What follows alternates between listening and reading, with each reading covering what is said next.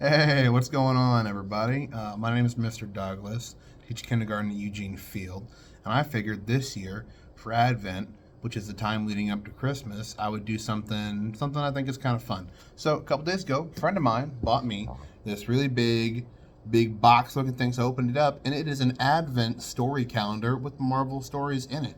See, it's got all the days numbered in it. So I thought it would be kind of fun if every day leading up to about Christmas time, I would record myself reading one of the stories so that I could share it with my class and anybody else who's interested. And I thought about reading them in class, but I realized we're not in school up until Christmas Eve and there'll be days I'll miss. So I thought, recording it would be the best way to make sure that everybody gets to enjoy it and I get to share these books with everybody. So the first book is called Enemy Number One, and if that's backwards, I am sorry. It's called Enemy Number One, and it features Loki. All right, Enemy Number One from Loki. Hello. I know this calendar has a lot of stories in it, but this is the only one you really need. It is, after all, about the greatest hero of all time, me, Loki. What story should I tell you? I have so many good ones. There's the time I humiliated Thor, the time I beat all of the Avengers, maybe the time I beat up the Hulk. Wait, I know. What's a good hero without a great enemy? I'll tell you the story of my greatest foe, a real dastardly villain.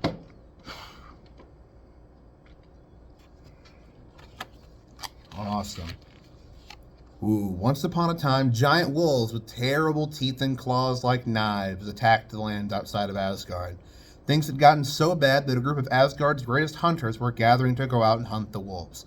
My brother, Thor, being more brave than bright, wanted to join them, but they told him he was too young. You're the Prince of Asgard, I told him. You don't need their permission. Let's go together, brother, and win the glory for ourselves. Thor agreed, so we went. Interesting. They're going out to hunt some wolves. On the way, I had the best idea for a prank. I replaced Thor's sword with a trick sword that would break as soon as he started fighting. The wolves would almost certainly eat him. It should have been a great joke. Then she had to come along and ruin everything. We found this farm girl with the long blonde hair fighting the wolves with a stick. Of course, Thor just had to help her. I wonder who that could be. My plan worked perfectly.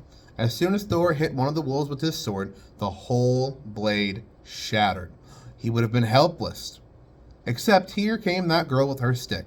First she defended him, then they started working together. Thor asked me to help, so I had to pretend. I threw a fireball that went sailing off into the sky, nowhere near the wolves. Imagine my surprise when the hunters from Asgard saw it and came to save us. Oh joy. Sounds like Loki's not too happy that his plan was failing. I was annoyed, but at least I would never see this farm girl again. Right? Wrong. It turns out she's actually a lady of Asgard. Her name was Sif, and she was the worst. To make matters worse, Thor wouldn't stop talking about her. It was always, Sif this, or flowing golden locks that. The only thing more obnoxious than my brother Thor is my brother Thor in love. Gross. Thor and Sif started hanging out all the time. Pretty sure she was putting ideas in his head. I'm sure Loki has your best interests in mind, Thor, she would say, but roasting marshmallows on Surtur sounds dangerous. Wouldn't you rather spar with me? She was doing it on purpose. She was interfering with all my plans. I had to find a way to make her stop. See that? Oh, Thor, Lady Sif are really getting along, and Loki doesn't like it. Being the genius I am, I had the perfect plan. In the middle of the night, I would use magic to steal every strand of that beautiful golden hair Thor loved so much. Then I'd sneak away. Neither Sif nor Thor would ever suspect me. Once Thor stopped spending all of his time with her, I would go back to trying to maroon him with frost giants. It almost worked, too. On the way out, I must have made a noise, because all I heard was a roar like a wild animal, and Sif catapulted across the room, and in no time. She tackled me in the middle of the room. I was so surprised I couldn't even defend myself. She pinned me down and started yelling, "Why did you do this? I've been nothing but nice to you." Her voice was ear-splitting. Thor was the first one to come running. He tried to save me from the bald attacker, but when he saw that it was Sif, he stopped. Our mom and dad, Freya and Odin, rushed in next. Sif told them what had happened. "I can replace it," I yelled, hoping that it would get her off of me. "Very well," said Odin. "You have 1 day to replace Sif's hair, or I shall grant her her revenge." Thing is, making something reappear is a lot harder than making it disappear. Ooh, Loki is in trouble now.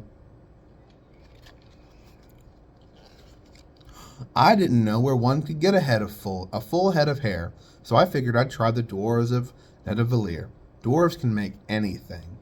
They're also very rude. I tried all of the top smiths, and they all said they were too busy to work with a trickster. And they all said, yep. So I took one last shot at the dwarf I knew was the second best smith. At first, he refused, until I said, I heard you were the second best smith. I know what that's like. I've been Odin's second best son my whole life. Maybe, if we work together, we can both be the best today. That got his attention. He started working right away. Wouldn't you know it, a few hours later, he had made a crown with a full head of blonde hair.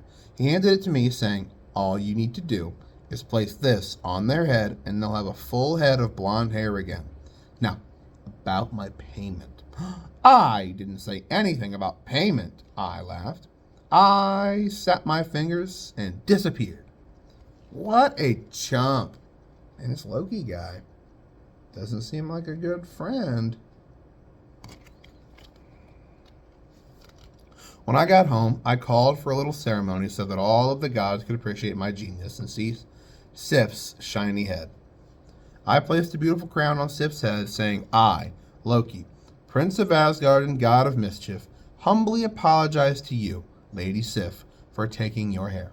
To make amends, I replace it with this finely crafted crown and hair." Ooh. I wonder if something bad's gonna happen. I don't know. Unfortunately, the dwarven smith had enchanted the crown, knowing that I might betray him.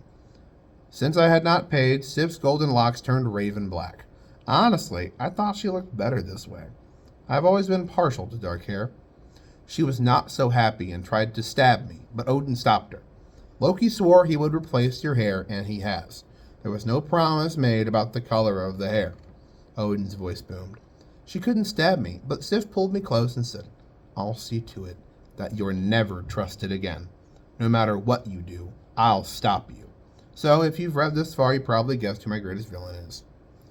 Who did you guess?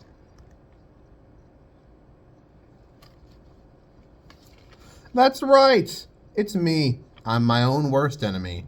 I learned that day that if you're going to play pranks, you shouldn't break anything you can't fix. A good trickster needs to think 2 steps ahead. All right. Hope you enjoyed that story. And again, I'll do the best I can to read all these stories leading up to Christmas and try my best to publish them every day. Well, thanks for listening.